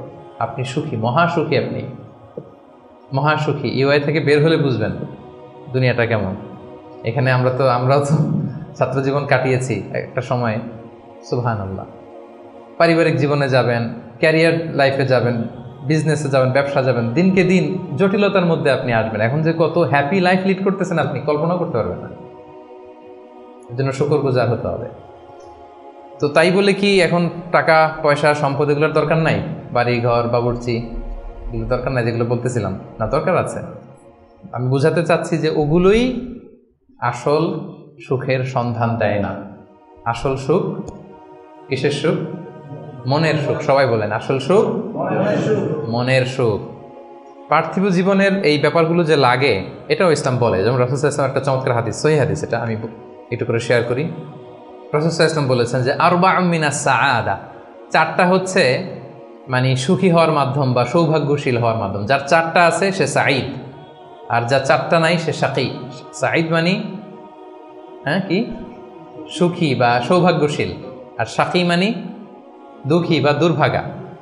তো সুখী কারা বা সৌভাগ্যশীল কারা? রাসূল সাল্লাল্লাহু আলাইহি ওয়াসাল্লাম পার্থিব জিনিস যে লাগে এটা যে ইসলাম ডিনাই করে না তার প্রমাণ রাসূল সাল্লাল্লাহু আলাইহি ওয়াসাল্লাম বলছেন যে আরবাউন মিনাস সাআদা, 4টা জিনিস মানুষের সুখ নিশ্চিত করে, সুখ এনে দেয় পার্থিব জগতে, দুনিয়াবি হাইসিয়াতে আর কি। 1 নম্বর হচ্ছে আল মারআতুস সালেহা, নেককার স্ত্রী।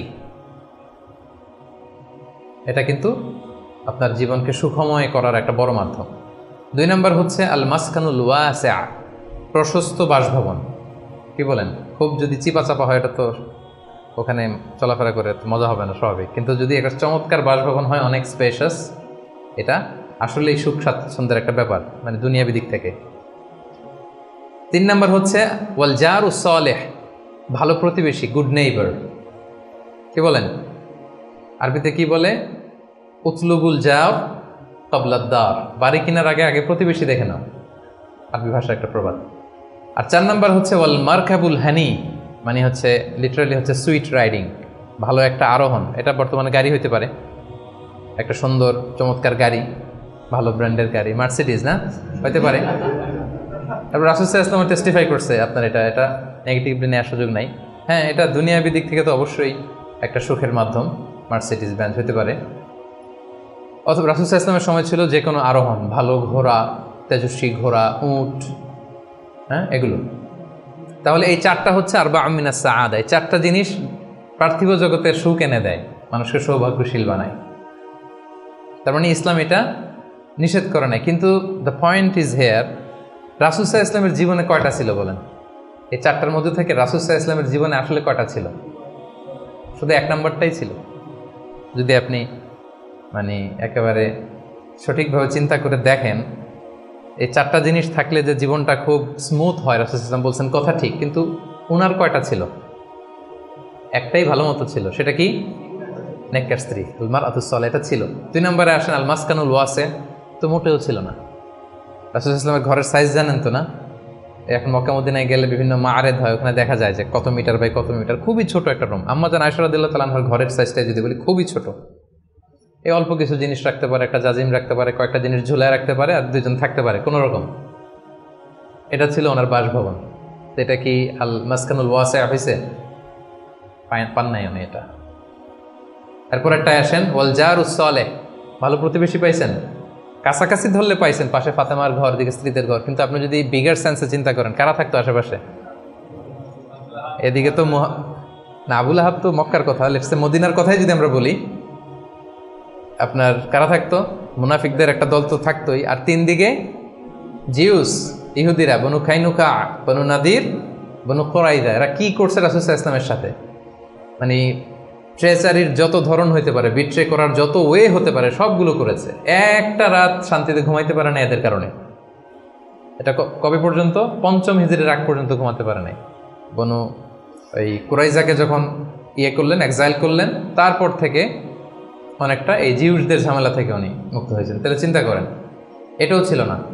এরপর 4 নম্বরে যদি আসেন আল মারকাবাল হানি, ভালো যানবাহন বা ঘোড়া, এগুলো ছিল অ্যাভারেজ ধরতে পারেন, যেগুলো ছিল কসওয়া, আদবা, যা ছিল এগুলো অ্যাভারেজ টাইপের। তার মানে রাসূল সাল্লাল্লাহু আলাইহি ওয়াসাল্লামের কিন্তু এগুলো ছিল না। এটা প্রমাণ করে যে এগুলো হইলে জীবন স্মুথ হয়, সুন্দর হয়, বাট এগুলোই সুখ শান্তি দেওয়ার আসল টুলস না। আসল সুখ বলেন না একটু সবাই, আসল সুখ মনের সুখ। এটা খেয়াল রাখতে হবে। এটা আমি কোথা থেকে নিয়েছি? এটা হাদিস থেকে নিয়েছি। এই যে রাসূল সাল্লাল্লাহু আলাইহি ওয়াসাল্লাম বলছে যে লাইসাল গিনা আন কাসরাতিল আরাব, অনেক সম্পদ থাকলে এটাই অন্তরের মজা, শান্তি, প্রাচুর্যতা না। ওয়ালাকিন্নাল গিনা গিনান নাফস, মূল সুখ হচ্ছে অন্তরের সুখ। মূল ধনাঢ্যতা হচ্ছে অন্তরের ধনাঢ্যতা। আপনার অন্তর হ্যাপি তো সব হ্যাপি। আপনি না খেয়ে, সামান্য খেয়েও, আপনি ছোট্ট ঘরের ভিতরে আপনি সুখ আর সুখ। এরকম ফ্যামিলি আছে না? আপনারা কি মনে করেন যে রিক্সাওয়ালার যে বস্তির ভেতরে কুড়ে ঘরে কোনো সুখ নাই? কথা বলেন, আছে না? আছে। এদেরকেও আল্লাহ সুখের সন্ধান দিয়েছেন। তো নট নেসেসারি যে আপনার টাকা পয়সা এগুলো হইলেই সুখ হবে না। আরেকটা হাদিস আমি ইবনে মাজাহ থেকে একটু শোনাই, খুব চমৎকার হাদিস। হাদিসটা সুনান ইবনে মাজাহ এসেছে, মান কানাতিদ দুনিয়া হাম্মাহু ফারাখাল্লাহু আলাইহি আমরাহু ওয়া জাআলা ফাকরাহু বাইনা আইনাই। লম্বা হাদিস, আমি অর্থটা বলি। হাদিসটা একটু খেয়াল করেন আমার সাথে। রাসূল সাল্লাল্লাহু আলাইহি ওয়াসাল্লাম বলেছেন, পার্থিব চিন্তা যাকে মোহগ্রস্ত করবে, মানে যে দুনিয়া নিয়ে পেরেশান, তার কি হবে দেখেন? তার কাজকর্মে আল্লাহ তাআলা অস্থিরতা ঢেলে দিবেন, সে অস্থির হবে। দারিদ্রতা হবে তার নিত্যসঙ্গী, এবং এই পার্থিব স্বার্থ সে ততটুকুই পাবে যতটুকু তার তাকদিরে লেখা আছে। এর বেশি পাবে? অস্থির যদি হন, আপনি পেরেশান হন, যত পেরেশান হন, আপনার তাকদিরে যা লেখা তার চেয়ে 1 ইঞ্চিও বেশি পাওয়া যাবে নাকি? যাবে। আর যার উদ্দেশ্য হবে আখিরাত, আল্লাহ তার সব কিছু স্মুথ করে দিবেন। সুবহানাল্লাহ। তার অন্তরকে আল্লাহ তাআলা ঐশ্বর্যমণ্ডিত করে দিবেন। এই যেটা বলতেছিলাম যে ফাইনাল গিনা গিনান নাফস, অন্তরের সুখ, হৃদয়ের সুখী আসল সুখ, অন্তরের সুখী আসল সুখ। এবং দুনিয়া স্বয়ং তার সামনে এসে হাজির হবে। যার চিন্তা হচ্ছে আখিরাত নিয়ে, দুনিয়া আপনাতে এসে ধরা দিবে। তো এই জন্য হৃদয়ের সুখটা, এটা যে আসল সুখ, এটা যেন আমরা ফিল করি, এটা এনশিওর করার ট্রাই করতে হবে।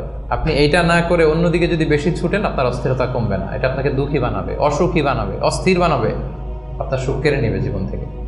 তাহলে এই যে হৃদয়ের সুখ, আসল সুখ, হ্যাঁ, piece of mind is the real happiness. 6 নম্বরটা বুঝতে পারছেন প্রিয় ভাইরা? বুঝতে পারছেন সবাই? আচ্ছা, এবার চলে যায় 7 নম্বরে। 7 নম্বর পয়েন্ট হচ্ছে এক্সপেক্ট লেস। এক্সপেকটেশন যেন লেস থাকে, তাইলে হ্যাপি হবেন। অনেক এক্সপেকটেশন পান নাই কিছু, এই তো দুঃখ শুরু। স্বামী স্ত্রীর কাছে অনেক এক্সপেকটেশন, পায় না এখন কিছু, দুঃখ বাড়তেছে। স্ত্রীর স্বামীর কাছ থেকে অনেক এক্সপেকটেশন, যখন হয় না ফুলফিল, কষ্ট পায়। বন্ধুর কাছে এক্সপেকটেশন অনেক বেশি। বাবা ছেলের কাছে এক্সপেকটেশন অনেক বেশি, সুপারভাইজার ছাত্রের কাছে এক্সপেকটেশন, ছাত্রের সুপারভাইজারের প্রতি, এই যে এটা তো বাস্তবতা, তাই না? যখন আপনি হাই এক্সপেকটেশন নিয়ে থাকবেন কিন্তু আউটকাম এরকম পাচ্ছেন না, তো কি হ্যাপি না আনহ্যাপি? বলেন হ্যাপি না আনহ্যাপি? কিন্তু এক্সপেকটেশন খুব একটা আপনি বেশি করেন নাই, এরপরে আপনি যদি বেশি পান কেমন লাগবে? ভালো লাগবে না? আমার এক্সপেকটেশন নেই, একটা হইলেই হইলো, এরপরে দেখি মাশাআল্লাহ শুধু আসতেছে আসতেছে, কেমন লাগবে? ভালো লাগবে? হ্যাঁ, এই জন্য এক্সপেক্ট লেস। এক্সপেক্ট লেস মানে I am not talking about the goal. Goal should be higher and bigger. Goal বড় হবে, কিন্তু আপনার এক্সপেকটেশন যেন অনেক বড় না হয়। আপনার জীবনের গোল থাকবে বড়, কিন্তু আপনি যদি অনেক এক্সপেক্ট করেন জীবনের প্রতিটি ক্ষেত্রে, যখন ওই এক্সপেকটেশন ফুলফিল করবে না আপনি কষ্ট পাবেন। এই জন্য কালকে কি খাবো, আগামী মাসে কি হবে, এরপরের বছর, এই যে হাহুতাশ করা, অনেক এক্সপেক্ট করা, এটা মানুষের জীবনে দুঃখ নিয়ে আসে। আপনি আজকের জন্য বাঁচেন, কালকের তো জন্মই হয় নাই, আগামীকালের জন্ম হয়েছে। আজকের চিন্তা করেন, আজকের এটা নিয়ে আপনি থাকেন, দেখবেন যে হ্যাপি আপনি। আর যখনই কালকে কি করব, আগামী মাসে কি হবে, 23 সালে তো নাকি মন্দা, টাকার দাম কমতেছে, বিশ্ববাজারের কি অবস্থা, এই গোটা দুনিয়ার সব টেনশন যখন আপনি আপনার দায়িত্বে নেবেন, এই দুঃখ আপনার দুঃখ কেউ থামাতে পারবে না। দেখেন এখানে ইসলামী দৃষ্টিভঙ্গিটা কি দেখেন একটু। আল্লাহ রাসূল ইসলাম চমৎকার একটা কথা বলেছেন, সহিহ বুখারীর বর্ণনা। রাসূল ইসলাম বলেছেন, দুনিয়ার চলতি পথে আমাদের চলাফেরাটা বা লাইফস্টাইলটা যদি এমন হয়, দেখবেন যে ইউ উইল বি হ্যাপি। রাসূলুল্লাহ সাল্লাল্লাহু আলাইহি ওয়াসাল্লাম বলেছেন, কুন ফি দুনিয়া কাআন্নাকা গরীব আও আবিরু সাবিল। এই দুনিয়াতে তুমি এমনভাবে চলো যে তুমি গরীব। গরীবের ভালো বাংলা কি? মানে এই জায়গার লোক না আর কি, এটা চেনা আরেক জায়গার, স্ট্রেঞ্জার ইংরেজিতে, মানে as if you are a stranger here. হ্যাঁ, মুসাফির হতে পারে, ওই যে আবিরু সাবিল বলছে, ওইখানে আসলে মুসাফিরটা চলে আসার জন্য আমি ডিফারেন্সিয়েট করতেছি যে গরীব একটা আর আবিরু সাবিল আর একটা। এরকম স্ট্রেঞ্জারের মতো অথবা ট্রাভেলারের মতো লাইফ লিড করো।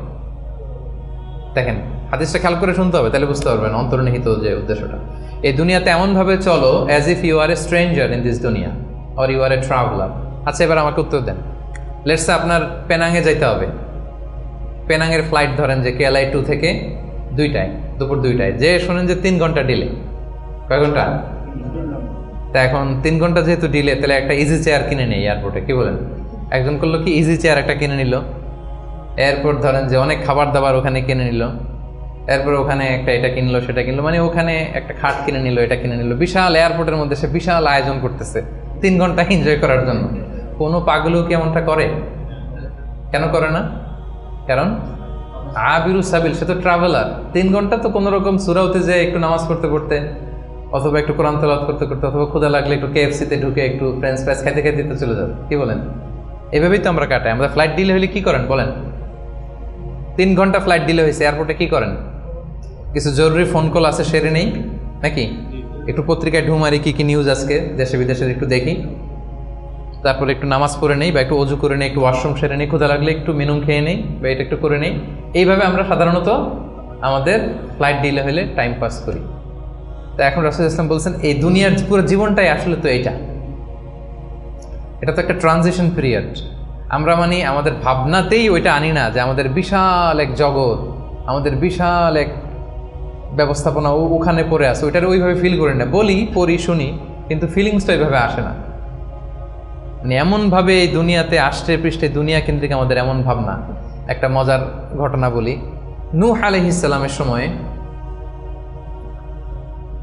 এক মা তার ছোট বাচ্চাকে কোলে নিয়ে আল্লাহ নবী নূহ আলাইহিস সালামের কাছে এসে বলতেছেন, ইয়া নবী আল্লাহ, হাযা ইবনি উদউ আল্লাহ লা, আমার ছেলে একটু দোয়া করে দেন। তো নূহ আলাইহিস সালাম বলতেছেন, কামা উমরু, তোমার ছেলের বয়স কত? সে বলতেছে, সালাসুমি আসানা, 300 বছর। কোলের শিশু বয়স কত শুনতেছেন? 300 বছর। নূহ আলাইহিস সালাম বলে, তোমার কোলের শিশু 300 বছর বয়স, অবশ্যই দোয়া করবো, আল্লাহ তার জীবনে বরকত দেখ। কিন্তু তুমি কি জানো, শেষ জামানার যে উম্মতরা আসবে তারা 60 থেকে 70-এর মধ্যে সব মরেই যাবে। আমাদের গড় বয়স এটা না, রাসূল সাল্লাল্লাহু আলাইহি ওয়াসাল্লাম বলেছেন, আমারু উম্মতি মা বাইনা 60 ইলা 70, আমার উম্মতের গড় বয়স 60 থেকে 70। ওয়া আকাল্লুহুম মান ইয়াজুযু যালিক, অল্প কিছুই এটা ক্রস করে বেশি হায়াত পাবে। 80, 90, 100 এরকম হায়াত তো খুব কম না, রেয়ার কেস না? অ্যাভারেজ বয়স কত আমাদের? 60 থেকে 70। তো বলতেছে যে তুমি যে দোয়া চাইলা, ভালো, আমি দোয়া করি, তবে জেনে রেখো শেষ জামানার উম্মতদের গড় বয়স হবে 60 থেকে 70। এই কথা শুনে তো মহিলা বলে, ইয়া নবী আল্লাহ আয়াবনুন আল বুয়ুত, তাহলে তারা কি দুনিয়াতে ঘরবাড়ি বানাবে? মানে 60-70 হলে তার ঘরবাড়ি বানানো লাগে না, কি বলেন? 60-70 এটা তো এমনি সেমনি গাছের নিচে একটু খেয়ে দেয়, সাঁতার কেটে ঘুরে ফিরে, তো এ তো এমনি চলে যাবে। তা এখন এই মহিলারা যদি বুর্জাল খলিফা দেখানো যাইতো, আর এখানে এই যে সাতু মালয়েশিয়া টাওয়ার, সিগনেচার টাওয়ার আর মার্দেকাস টাওয়ার যদি দেখানো যেত, তাহলে বুঝতো যে কি বিল্ডিং আমরা বানাই দিছি। তো রাসূলুল্লাহ সাল্লাল্লাহু আলাইহি ওয়াসাল্লাম কি বলেছেন দেখেন, কুন ফি দুনিয়া কান্নাকা গরীব আও আবিরু সাবিল, এই দুনিয়াতে এমন ভাবে থাকো যেন তুমি স্ট্রেঞ্জার, তুমি ট্রাভেলার। এবং ইবনে ওমর রাদিয়াল্লাহু তাআলা আনহু বলতেন, ইদা আমসাইতা ফালা তানতাযিরিস সাবাহ, এখন রাত তো, কালকে সকাল যে পাবা এটা নিয়ে বসে থেকো না, আশা করো না এত বেশি। পাইলে বোনাস, পাইলে কি সকাল পেয়ে গেছি, রাতের অপেক্ষা করো না। ওয়াইদা আসবাহতা ফালা তানতাযিরিল মাসা, সকাল পাইছো তো রাতের জন্য বসে থাকো না, যদি পাও রাতটা তাহলে বোনাস, খুশি লাগবে। বোনাস পেলে কেমন লাগে? আর যদি আপনি এক্সপেকটেশন নিয়ে রাখেন যে আমি তো 1000 বছর বাঁচবো, এখন দেখেন যে সন্ধ্যাবেলা আজরাইল চলে আসছে, তখন সব একেবারে বেঁচতে যাবে। এজন্য এক্সপেক্ট লেস, তাহলে সুখে থাকবেন। কিন্তু বনি আদমের দেখেন আরেকটা হাদিস না বললেই না, রাসূল সাল্লাল্লাহু আলাইহি ওয়াসাল্লাম বলছেন যে আমাদের প্রত্যাশার ইয়েটা কত বেশি। সহিহ বুখারীর হাদিস, যে লাউ আন্না লিবনি আদম ওয়াদিয়ান মিন যাহাব আহাব্বা ইয়াকুনা লাহু ওয়াদিয়ান ওয়া লা ইয়ামলা আফাহু ইল্লা তুরাব, আমাদের প্রত্যেককে যদি একটা করে স্বর্ণের পাহাড় দিয়ে দেওয়া হয়, আমাদের যে চাই আরও লাগবে, টেন্ডেন্সিটা এমন। রাসূল সাল্লাল্লাহু আলাইহি ওয়াসাল্লাম উপমা দিয়ে বোঝাচ্ছেন, আমাদের প্রত্যেককে একটা করে যদি স্বর্ণের, যদিও বলা হচ্ছে ভ্যালি, উপত্যকা বোঝানোর জন্য বলছে, দুই পাহাড়ের মধ্যবর্তী জায়গাকে ভ্যালি বলে, লেটস ধরেন পাহাড়ের সমান, আমাদের প্রত্যেককে একটা করে পাহাড়ের সমান স্বর্ণের পাহাড় যদি আমাদেরকে দিয়ে দেওয়া হয়, আমাদের টেন্ডেন্সি হবে যে আরেকটা কিভাবে পাওয়া যায়, এটা হচ্ছে আমাদের টেন্ডেন্সি। এবং কবরে যাওয়ার আগ পর্যন্ত এই চাহিদা কমবে না। আচ্ছা বলেন, একটা পাহাড় কেন, 1000 কেজি স্বর্ণ পাইলে তো আমরা 14 গোষ্ঠী খেয়ে তো শেষ করতে পারবো না, পারবো? তারপর আমাকে দেয়া হলো উহুদ পাহাড় পরিমাণ একটা স্বর্ণের পাহাড়, এরপর আমার আরেকটা কেন লাগবে, এটা বোঝান কেন লাগবে? কিন্তু হিউম্যান বিং এর নেচার, যারা আছে বেশি সে চায় বেশি, তার ডিমান্ড বেশি, তার এক্সপেকটেশন বেশি। এজন্য সম্পদ হইলেই যে সুখ আসবে এমন না। খেয়াল রাখবেন, মানুষ যত ধনী হয় তার রিজিকের পেরেশানি তত বাড়ে, কিন্তু ধনী হয়েছিলই রিজিকের পেরেশানি কমানোর জন্য। কি বলেন? এই যে আমরা ধনী হইতে চাই কেন? যাতে রিজিকের টেনশনটা কমে, হ্যাঁ, একটা সুন্দর লাইফ লিড হয়। কিন্তু যত ধনী হচ্ছি পেরেশানি কি বাড়ে না কমে? বলেন তো। এই জন্য expect less, you will be happy. এই পয়েন্টটা বুঝতে পারছেন? আচ্ছা, 8 number, do not expect gratitude from anyone. কাছাকাছি কিন্তু একটু ভিন্নতা আছে। কারো কাছ থেকে আপনি গ্র্যাটিটিউড আশা করে বসে থাকবেন না, মানে অন্য কেন আমার কাজের অ্যাপ্রিসিয়েট করলো না, আমার কেন থ্যাঙ্কস দিল না, হ্যাঁ, আমার মূল্যায়ন করলো না, আমার দাম দিল না, আমার নামটা নিল না, এরকম হয় না সমাজে? আছে না যে আমার নামটা তো নিল না, কি বলেন, আমার তো মূল্যায়ন করলো না, আমার তো দাম দিল না, ওরা আমি দেখে নিব। এইটা যখন আপনার মধ্যে আসবে যে আমারে কেন অ্যাপ্রিসিয়েট করে না, আমাকে মূল্যায়ন কেন করে না, এই তো আপনি আপনার সুখ নষ্ট করে দিলেন। এই টেন্ডেন্সি থেকে বেরোতে হবে না। যেটাই করবো একজনের মানে খুশির জন্য, তিনি কে? আল্লাহ। আপনি আল্লাহ তাআলার খুশির জন্য সব করেন, আপনি হ্যাপি হবেন, আপনার কাজের অ্যাপ্রিসিয়েশনও পাবেন, আপনার নামও মানুষ নিবে, সবই হবে। কিন্তু করবেন কার খুশির জন্য? এক্সপেকটেশন যদি থাকে যে আমাকে কেন থ্যাঙ্কস দিল না, আমার গ্র্যাটিটিউড কেন দিল না, এই তো আপনার মধ্যে অশান্তি চলে। আপনি ভালো কাজ করেন, ভালো কাজ করলে এটা অ্যাপ্রিসিয়েশন আসবে। বাগানে ফুল ফুটলে ওটা সুঘ্রাণ ছড়াবে, আকাশে চাঁদ উঠলে ওটা দেখবে, ওটা লুকায় থাকে নাকি? ওটা আসবেই। এজন্য বিশ্বাসীদের টেন্ডেন্সি হবে কিরকম? সূরাতুল ইনসান আল্লাহ তাআলা বলছেন আবরারের বৈশিষ্ট্য কি, বলতে বলতে শেষে আল্লাহ বলছেন ইন্নামা নুতঈমুকুম লিওয়াজহিল্লাহ লা নুরিদু মিনকুম জাযাআও ওয়ালা শুকুরা, যে আমরা তোমাদেরকে এই যে আপ্যায়ন করাচ্ছি, খাওয়াচ্ছি, এটা আল্লাহর সন্তুষ্টির জন্য। লিওয়াজহিল্লাহ, তোমাদের কাছে কোনো জাযাকাল্লাহু খায়র বলবা এটাও লাগবে না, শুকরিয়া বলবা এটাও চাই না, জাযা শুকুর কিছুই চাই না, সব করি কার জন্যে? আপনি এটা করে দেখেন, do everything for the sake of আল্লাহ, ইউ উইল বি হ্যাপি। কিছু পাইলে তো পাইলেন, কিন্তু ও কেন গণলো না, ও দাম দিল না, ও নাম নিল না, মূল্যায়ন করলো না আমাকে, এইটা থেকে বেরো আসতে হবে। এইটা যতদিন আপনি লালন করবেন আপনি আনহ্যাপি হবেন। বুঝতে পেরেছেন? 8টা গেল, আর কয়টা আছে? 9 নাম্বার হচ্ছে বি হোপফুল, বি অপটিমিস্টিক।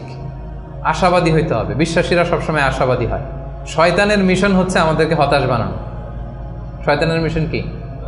এখন তো এটা অনেক সমস্যা, হতাশ ছেলেপেলেরা কি করবে না করবে, আমাদের কাছে এই প্রশ্নগুলোই বেশি আসে, হতাশা নিয়েই আসে। ক্ষোভ, বাবা মায়ের প্রতি ক্ষোভ, স্ত্রীর প্রতি ক্ষোভ, বন্ধুর সাথে ক্ষোভ, সবার সাথে সবার এই যে ক্ষোভ, এগুলো থেকে হতাশার জন্ম দেয়। ছেলেপেলেরা সুইসাইডও করে ফেলে। মানে সুইসাইডের টেন্ডেন্সি আগে তো এত ছিল না, এখন মানুষ এটা নিয়ে ভাবে যে কি সুইসাইড করে ফেলবো নাকি। প্রত্যেকের এরকম একটা ভাবনা, যার পিছনে না পারলে একটা রাস্তা তো আছেই, সুইসাইড করে ফেলি। কি পরিমাণে হতাশ হলে জাতিগতভাবে মানুষ এতটা দৈন্যতার ভেতরে যায়। তো বিশ্বাসীরা কখনো হতাশ হয় না প্রিয় ভাইরা, হতাশ নিজেকে হতে দিবেনই না।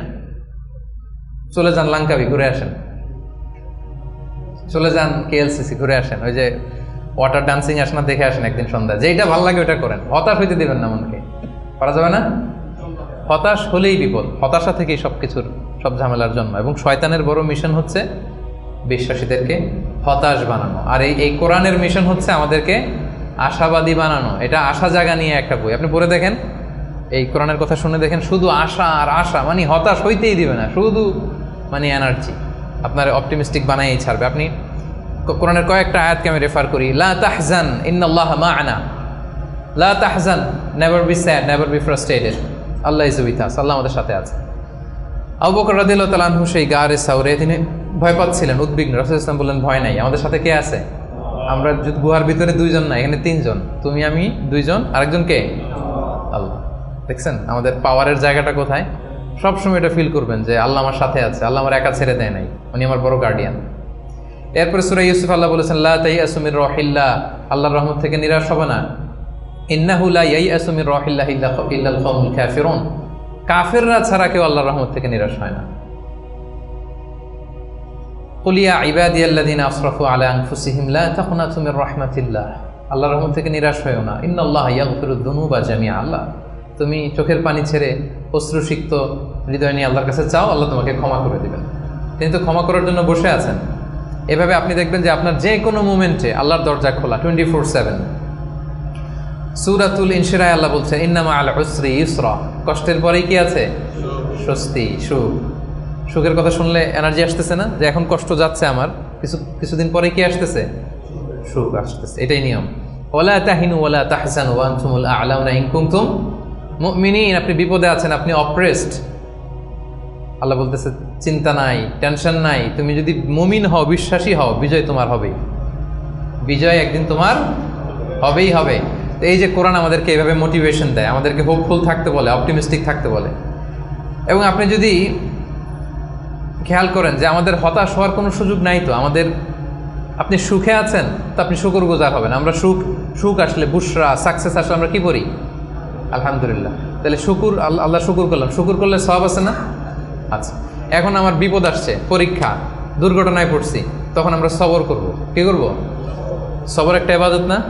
সওয়াব আছে না? তাহলে আমাদের মুমিনদের পুরো জিন্দেগিতে এই দুইটা ইবাদত ছাড়া কোনো একটা মুহূর্ত কাটে? আমার সারা জীবন হয় আমি শুকরে আছি, নয় সবরে আছি। কি বলেন? কন্টিনিউয়াস এই দুইটা ইবাদত কিন্তু মুমিনের জীবনে চলমান। আর এই দুইটা ইবাদতের কারণে কন্টিনিউয়াস আপনি সওয়াব পেতেই থাকবেন। আপনি শুকর গুজার অবস্থায় আছেন, শুকরের সওয়াব আমল নামে উঠতেছে। বিপদে পড়ছেন, হসপিটালে আছেন, অসুস্থ, কি করতেছেন তখন? সবরের সওয়াব আমল নামায় উঠতেছে কন্টিনিউয়াস। তো এই যে আমি কন্টিনিউয়াস সওয়াব পেয়ে যাচ্ছি, এটা কি আপনার মনে আশা জাগায় না? কি বলেন? এমন রাসূল সাল্লাল্লাহু আলাইহি ওয়াসাল্লাম বলেছেন, হাত্তা শাউকাতি ইউশাকুহা ইল্লা কাফারাল্লাহু বিহা মিন খাতায়া, তোমার জীবনের দুঃখ, কষ্ট, জ্বালা, যন্ত্রণায় প্রতিটা কষ্টের মধ্য দিয়ে আল্লাহ তোমার গুনাহ মাফ করে দেয়। আপনার জ্বর হয়েছে, গুনাহ মাফ। দুর্ঘটনা হয়েছে, গুনাহ মাফ। পিছলে মাটিতে পড়ে গেছেন, পা ভেঙে গেছে, গুনাহ মাফ। এমনকি বড়ই গাছে উঠছেন বড়ই খাওয়ার জন্য, বড়ই একটা টান দিচ্ছেন, এদিকে কাঁটা ঢুকে গেছে, ইস ব্যথা, এই যে ইস বলে কষ্ট পাইছেন, আল্লাহ বলছে এই কষ্টের কারণে গুনাহ মাফ করে দিলাম। আশা জাগে, আশা। আপনি হতাশা পান কই? এবার আমারে বলেন, আপনি কোন ডিকশনারিতে হতাশা খুঁজে? হতাশার তো কোনো সুযোগই নাই আমাদের পুরো জীবনটা হচ্ছে আশা দিয়ে ভরা, শুধু আশা আর আশা। এই যে আমরা এই পৃথিবী থেকে বিদায় নিবা, আমরা মারা যাবো, এটা আপনার হতাশ লাগে? কষ্ট লাগে? আরে এটাই তো আসল আশার জায়গা। দেখেন, এই দুনিয়ার কষ্টটা আমি আপনার বুঝাই। কিছুদিন আগে আব্বা মারা গেল, ধরেন, এই যে কষ্ট। এরপরে গেল আম্মা, আহারে কষ্ট। এরপর বউ মারা গেল, আহারে কষ্ট। এই দেখেন কষ্ট, অন্যান্য কষ্ট বাদ দিলাম, আমার প্রিয়জনরা যে আমার থেকে বিদায় নিচ্ছে একটার পর একটা, আমার তো ক্ষতবিক্ষত হচ্ছে না হৃদয়, আমি কষ্ট পেতে পেতে আপনি কত কষ্ট পাবেন? ওইখানে এই কষ্ট আছে আপনার? ওইখানের কথা ভাবলেই আরে আমার বউরে তো আমি ওখানে পাবো, আরে আমার দাদাকে তো আমি ওইখানে পাবো, আমার আব্বাকে আমি এত ভালোবাসতাম, আমার আব্বারও ওইখানে পাবো আমি। বিশ্বাসে যদি হয় আমার আব্বা আম্মা স্ত্রী দাদা দাদি মিলে আজীবন আতাআন গায়রা মাজজুজ, চিরকাল ওখানে থাকবো। তো মৃত্যুকে তো মুমিন ভয়ই করেন, এটা তো একটা আনন্দের বিষয়। আচ্ছা আর উদাহরণ দিয়ে বলি, আপনি আছেন মালয়েশিয়াতে, আপনার জীবনের সবচাইতে কাছের মানুষ, প্রিয় মানুষ আপনার আব্বা, উনি থাকে আমেরিকাতে, 10 বছর আপনার দেখা নাই। এখন বলা হইলো তোমার গ্রাজুয়েশনও শেষ, ইউএসের ভিসাও হয়েছে, তুমি মালয়েশিয়া থেকে ইউএসএ যাবা, তোমার সবচেয়ে বড় গার্ডিয়ান তোমার আব্বার সাথে দেখা করতে, খুব কষ্ট লাগবে না আপনার? কি লাগবে বলেন না কেন? কেমন লাগবে আপনাদের? আপনি মহা খুশি হবেন না? আপনার বাবা, আপনার পিতা, আপনার সবচেয়ে বড় গার্ডিয়ান, তার সাথে আপনি দেখা করতে যাবেন। বলেন আমাদের জীবনের মরণের সবচেয়ে বড় গার্ডিয়ান কে? আল্লাহ। আমার সবচেয়ে বড় অভিভাবক কে? আপনার অভিভাবক কি চিনেন না এখনো? আমাদের সবচেয়ে বড় অভিভাবক কে বলেন তো? আল্লাহ। তো সেই অভিভাবকের কাছে আমি যাব, আমি তো খুশিতে বাকবাকুম হয়ে বসে আছি, কবে যাব? এটা ফিল করতে হবে না? আমার আব্বা ইউএসএ তে থাকে, 10 বছর পরে আমার সবচেয়ে বড় অভিভাবক আমার আব্বার কাছে যাব, ওইটাতে আমি এত খুশি। তা আমার জীবন মরণ দুনিয়া আখিরাতে সবচাইতে বড় গার্ডিয়ান, সবচাইতে বড় অভিভাবক আমার বাবা, আমাকে যত বেশি ভালোবাসে তার চেয়ে আমাকে বেশি ভালোবাসে আমার আল্লাহ। আমার মা আমাকে যত বেশি ভালোবাসে তার চেয়ে আমাকে বেশি ভালোবাসে আল্লাহ। আমি আমাকে, আমার সত্তাকে যত বেশি ভালোবাসে আমার চাইতে আমাকে বেশি ভালোবাসে কে? তো সে আল্লাহর কাছে আমি যাব। আপনাদের কি আশা জাগতেছে না? এরপরে দুনিয়াতে যত কষ্ট হয়েছে সবগুলোর তো বিচার ওই দিন হবে। হাইকোর্টে গেছেন, বিচার পান নাই, বিচার বসছে গ্রামে, বিচার পান নাই, অনেক আনসেটেল জিনিস দুনিয়াতে, আনসেটেল, এগুলো সেটেল হবে না ওই দিন। তো আসল খেলা তো ওইখানে, আসল হাসি তো আমরা ওইদিকে হাসবো, আমাদের আসল হাসি সুখ সব তো জমা পড়ে আছে ওইখানে, ওটা তো ফিল করতে হবে। এখন হতাশ হওয়ার স্কোপ আপনি কোথায় পেয়েছেন এবার বলেন আমাকে? হতাশ হবে না? হতাশ হওয়া যাবে? আমাদের হতাশ হতে চাইলেও ঘুরে ফিরে সুযোগ নেই। খুব চাচ্ছে একটু হতাশ হই, একটু টেনশন করি, তারপরেও সুযোগ নেই প্রিয় ভাইরা। তাহলে কি ছিল 9 নাম্বার? হোপফুল হইতে হবে। এই যে আমি যতগুলো বলছি একটাও কি গোজামিল দিয়ে বললাম নাকি? যে কোনো রকম গোজামিল দিয়ে আপনাদেরকে আমি একটু হোপফুল বানানোর চেষ্টা করছি, আসলে কি গোজামিল না মহাসত্য এটা? তো আপনি হতাশ হন কিভাবে? আপনি তো এখান থেকে শান্তি খুঁজবেন, প্রশান্তি খুঁজবেন, আপনি তো আরো আশাবাদী হয়ে উঠবেন, তাইলে হতাশ হওয়া যাবে না। 10 নম্বর রিমেম্বারেন্স অফ আল্লাহ, সর্বশেষ সুখী হওয়ার মাধ্যম। এটা দিয়ে শুরু করার কথা ছিল, কিন্তু এটা দিয়ে শুরু করলে বলবো যে এই যে ওয়াজ শুরু করছে। তো এই জন্য আপনাদেরকে দুনিয়াবি কথাগুলো আগে বলে রিমেম্বারেন্স অফ আল্লাহ, যেটা 1 নম্বরেই আনার কথা ছিল, আমি শেষের দিকে নিয়ে আসলাম আপনাদেরকে, আমি তৈরি করে করে এখন বুঝতে সুবিধা হবে। আল্লাহর স্মরণে হৃদয় প্রশান্ত হয়। আল্লাহর স্মরণে যে হৃদয় প্রশান্ত হয়, আমার একটু আগের যে পয়েন্টটা, এটা যদি আপনি ফিল করেন ভেতর থেকে, প্রশান্ত হবে না আপনার? আপনি তো মানে বিশাল বড় আশা নিয়ে বুক বেঁধে থাকবেন, আপনার তো হতাশ হওয়ার কোনো সুযোগ নেই। আপনি ভিতর থেকে মনোদৈহিক প্রশান্তি, শান্তি, সুখ এটা অনুভব করবেন। আল্লাহর স্মরণ, আখিরাতের স্মরণ যার মধ্যে থাকে সে সুখী হয়, সে জীবনে শান্তি লাভ করে। আর আপনি যদি নাস্তিকদের দিকে তাকান, আপনারা জানেন ওরা কি কঠিন জীবনযাপন করে।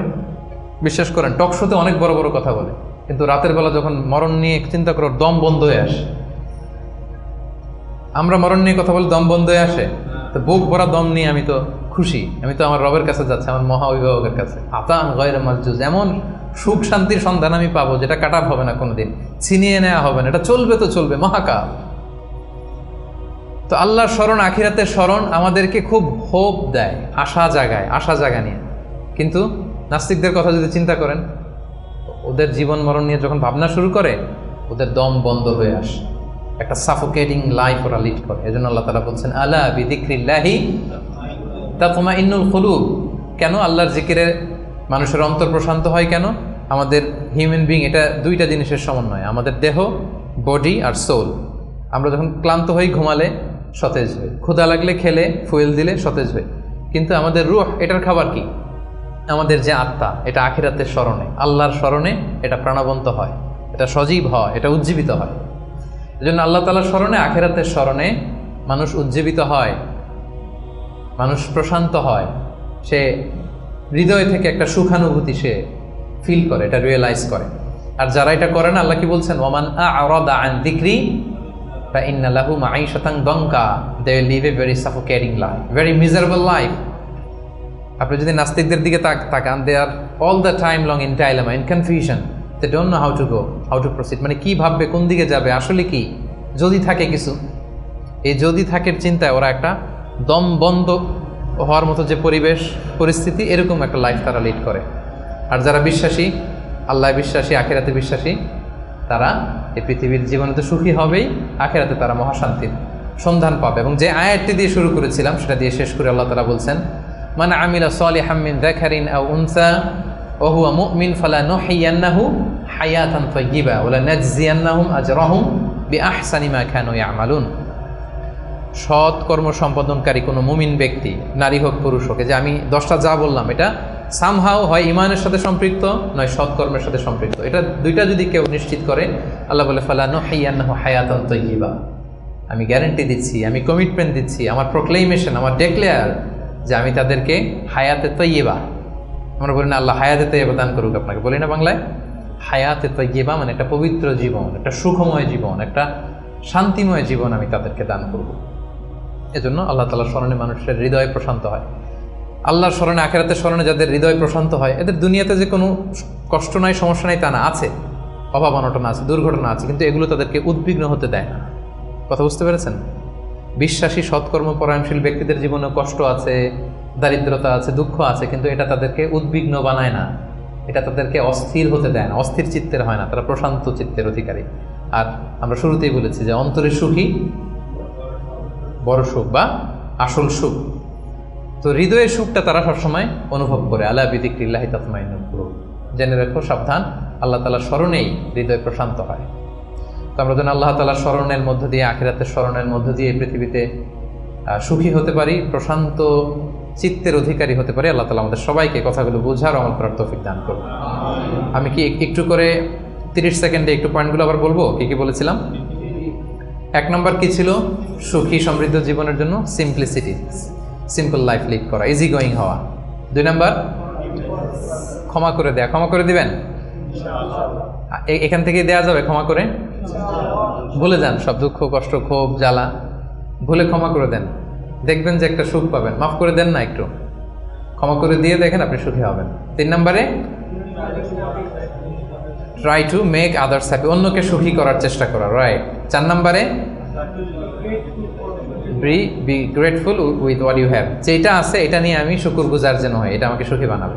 5 নম্বর অ্যাভয়েডিং কম্পারিজন, তুলনা কমানো, ও এত ড্যাশিং লাইফ, ওর এত গ্ল্যামারাস লাইফ, ওর এত, এগুলো বাদ দিয়ে আমার যেটা আছে সেটা নিয়ে যেন আমি আরও নিজেকে সমৃদ্ধ করতে পারি, এটা আপনাকে সুখী বানাবে।